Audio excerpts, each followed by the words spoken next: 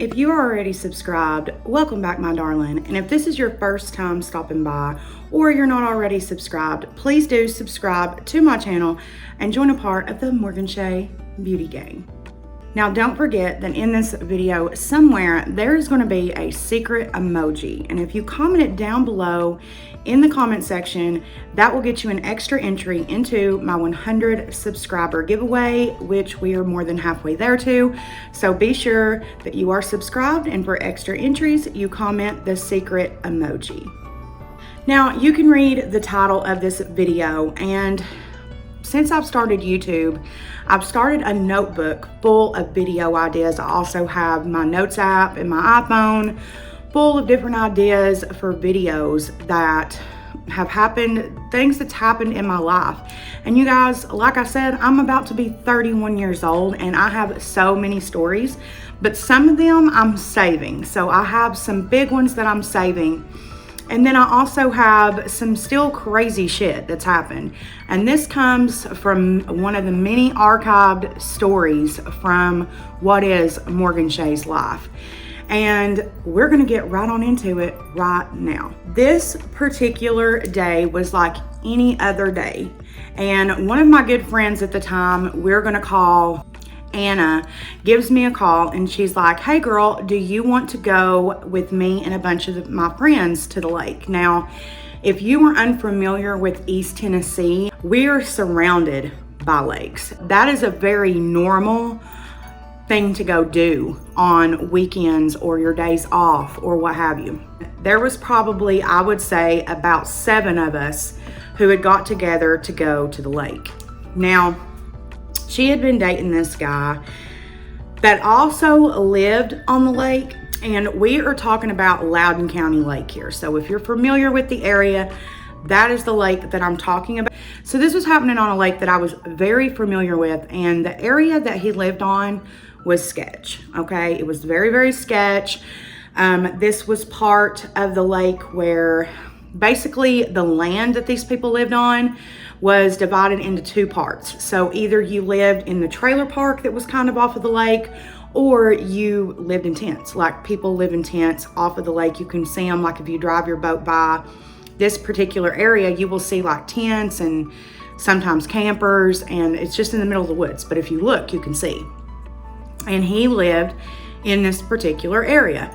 And I had never been up in here before. I'd never been up in here. My pappy had told me like some crazy stories of people who used to live back up in there back in the day.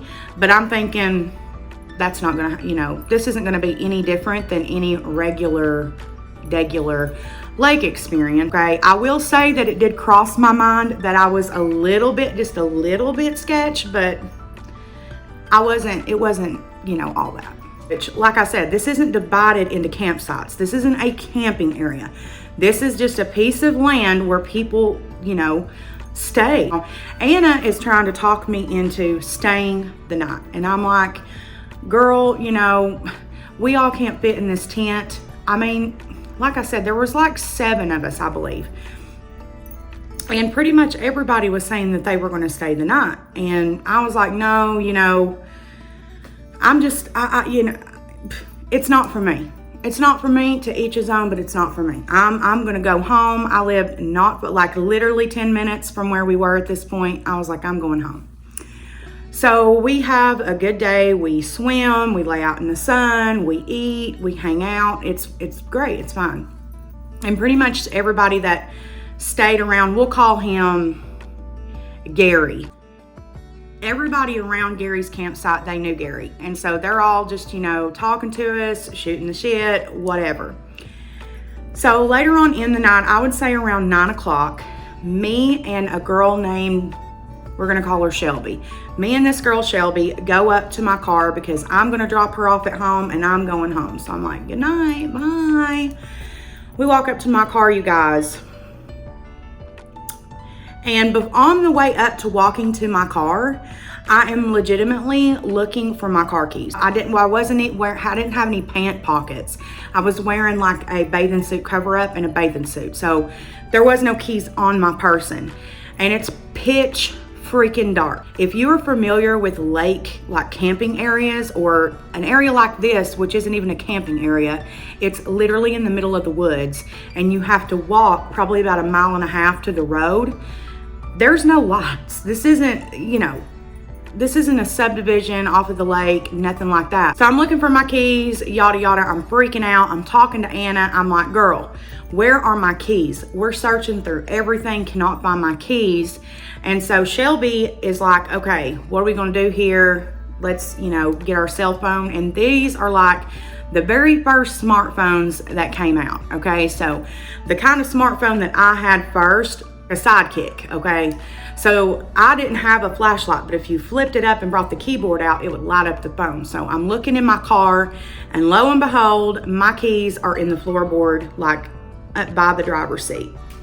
So now we're gonna go to problem number 2, because this wouldn't be a Morgan Shea story time if all I had to do was call somebody to get my keys out of the car, now would it? No, it would not.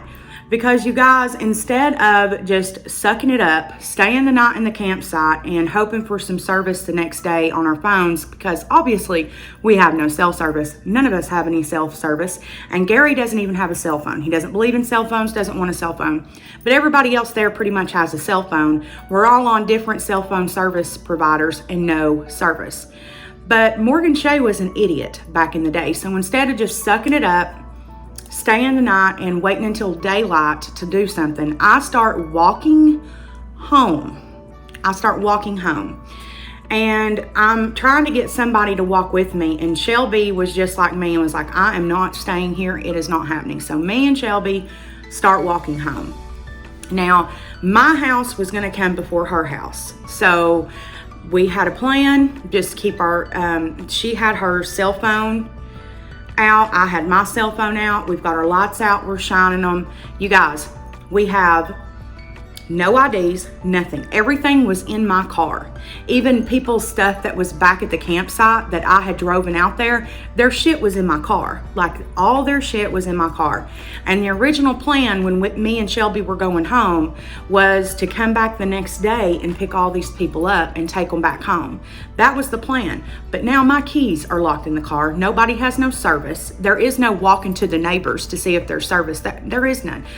Nobody out there has cell phones, and the ones that do, there was no service, I promise you guys. So we're walking down this long, dark road. So in order to get to this part of the lake, you go down this long ass dirt road. It's not even paved, it's a dirt road after you get up the trail. And like I said, the trail is about 1.5 miles, and then you get to a dirt road, and then you walk the dirt road all the way out, and it takes you into downtown Lenoir City, okay?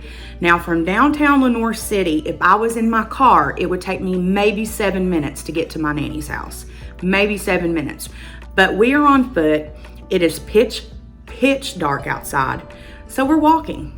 And I believe at this point, it might have been around 11:30 when we reached downtown Lenoir City, because now the lights are on and everything else. Now, most of the time, people would probably be hoping, oh, I hope I don't see an officer or whatever, but I was hoping the opposite, because my nanny worked for the General Sessions Court, and I was like, golly, I hope I see one of these police officers out here, because they will give us a ride home.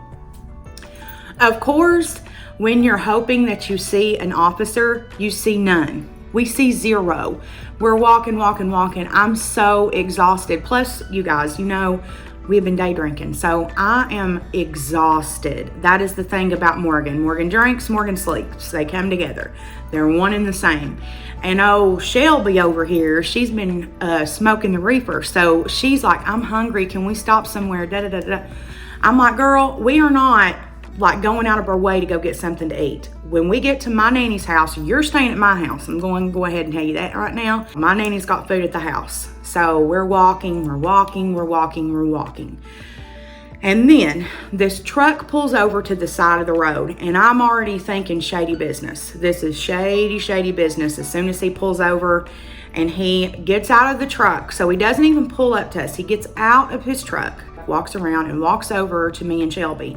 And me and Shelby look at each other like, this is bad. This is really, really bad. And I would say at this point, we were maybe At this point, we were probably maybe 2 miles from my house. We're probably a mile before the high school. If you're familiar with this, where the split is in Lenore City, where that little restaurant is, it used to be like I'm not sure what it is now, but it used to be like a catfish dinner place. Where that split is, that's where we were. So me and Shelby just kind of look at each other like, bitch, you better be ready to run. You better wake up and you better be ready to run. So he starts asking us if we need a ride. And we're like, no, our house is right up the road here, da-da-da. So at this point, he's mainly talking to Shelby. So I have service at this point, and I'm like, forget it. I'm waking up my nanny. I'm not going to wait till I'm home. I'm going to wake her up right now, and I'm going to have her come get me, because I'm not about to be murdered. It's not happening. It's not happening. Not today, Satan. It's not happening. So I call her. And as soon as I say, hey, Nanny, he's looking at me, and he's like, who's that? And I was like, that's my grandmother.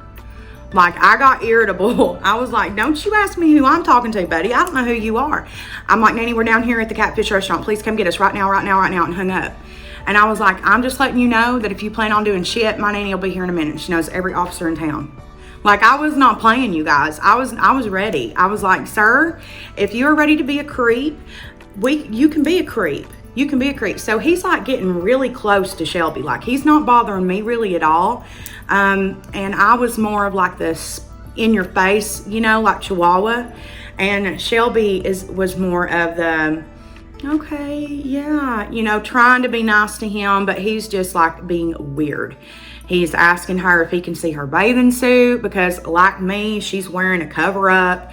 He's asking her if he can see her bathing suit, and he keeps trying to like touch her, and I keep yanking her away. I'm like, don't you touch her, and don't you touch me. You need to back up. You're being weird. You need to go. We don't need any help. We don't need a ride. I appreciate you offering us a ride and this and that, but at this point, you're being odd and weird. And he's like, you just shut your mouth. You shut your damn mouth. I said, no. And at this point, me and this weird dude are getting like into and I still to this day don't know this dude's name. Don't know him. So me and him are like getting into a little spit battle. And Shelby feels like, you know, I've got it under control. So she just sits down on the ground, you guys, and starts boo-hooing. She starts like crying, like she's just had her leg chopped off, you guys. She's like, yeah. She was crying like a toddler. I swear on everything, okay? Well, about this time, my poor nanny pulls into the parking lot, okay? She sees me without a car, and she sees me with this weird man, and her first thought is that I know this guy. I know him. I know who he is. I don't know if I mentioned his age in the beginning, but he was around like 45, maybe 50. I doubt it. And she gets out of the car, and she was like, who in the hell are you? And this guy's like, I was trying to offer your granddaughter a ride, and she was so rude. And I said, no, you were being a freak. You were like trying to touch my friend. You've been weird this whole time. You asked us for a ride. Why wouldn't you just pull up and ask? Why'd you get out of your truck and like trying to touch? He's asking to see, you know, what did I call her? Shelby in her bathing suit, like being a total weirdo. Well, of course, because my nanny worked at General Sessions Court. She retired from there. Calling the police. And I'm like, Jesus, we are never gonna get home. Never gonna get home. I'm like begging her, and she's like, absolutely not. He probably drives around looking for girls like you all night long. Well, of course, he's getting in his truck and leaving. Of course. He's not gonna stick around. And my nanny doesn't just call an officer. My nanny calls the sheriff of Loudoun County at this point, probably around 1 o'clock in the morning. And she's like, let's call him Jimmy Bob. Jimmy Bob, I'm down here at the Catfish restaurant, and there's this weird guy with license plate number, and he's been harassing my granddaughter and her friend, you know, offering them a ride and trying to touch on them and see them in bathing suits and stuff. Come down here and get him. Well, at this point, the dude drives off. So the weird guy drives away. He's gone. Of course, he didn't stick around. So we go home. Well, the next morning, my poor nanny, she's like, you can drive and get the car, and Shelby, you can drive my car back here, okay? So here we go out there. We're meeting AAA in this middle of nowhere spot. You guys, when my nanny finds out where I was, she was so pissed. She was pissed. It took an act of Congress to get that AAA truck down this damn road. And he was in like a normal truck to unlock the car. Tell me why, when we get back there to my car, you guys, tell me why all of my tires are flat. Every tire I had was flat. So now he's loading my car up. We take it to a place there in town. I get all new tires. The AAA guy gets in my car, gets the keys out. I get back home and I get this horrible third degree from my nanny. She's like, why were you up in there?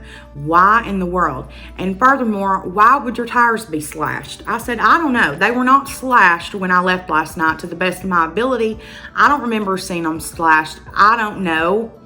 So later on down the line, we'll say about 2 or 3 weeks later, my friend Anna, remember from the beginning of the story, she said, hey, who was that guy? He followed you all out of here. Now, mind you guys, I don't remember seeing nobody behind us. So I don't know. Anna said that there was a truck that pulled out from a site on down, and Gary didn't know this guy. Said he had only been there for a little while, and he came from the other direction. So what I think, to make us not think that he was from over there in that camping area, there's a way that you can circle around to get back to where we were. So if you were to stay straight on 321, if you know where Lenore City is and all this, if you were to stay straight on 321, you can go up around and come back around the other way, and we would kind of meet head on, and that's what happened. And she described the truck to a T. It was definitely this guy. So I think he went back to the campsite and was pissed and freaking slashed my tires. And that is all of our theory. So yeah, you guys, that is the time that I guess, intimidated a weirdo who was trying to mess around with my friend. Also the time that my tires got slashed and I locked my keys in the car and walked home. Gosh, I don't even know what I'm going to title this story. So whatever it's titled, good job, Morgan, or whatever. I hope you guys enjoyed this one, got yourself a laugh or whatever. Also, I do want to just go ahead and let you guys know of my new uploading schedule. It will be on the screen right now. This is the days that I'm going to be uploading, and also what type of video that you can look for on those days. So if you're only interested in one type of video, those are the days that they will be uploaded on and when you can look for those.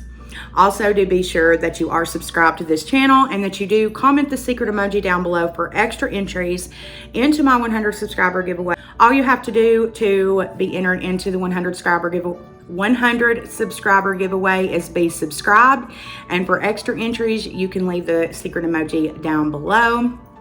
Also, if you do want to know how I got this makeup look, yesterday's video is of a tutorial of this look, so you can go there and watch that video as well.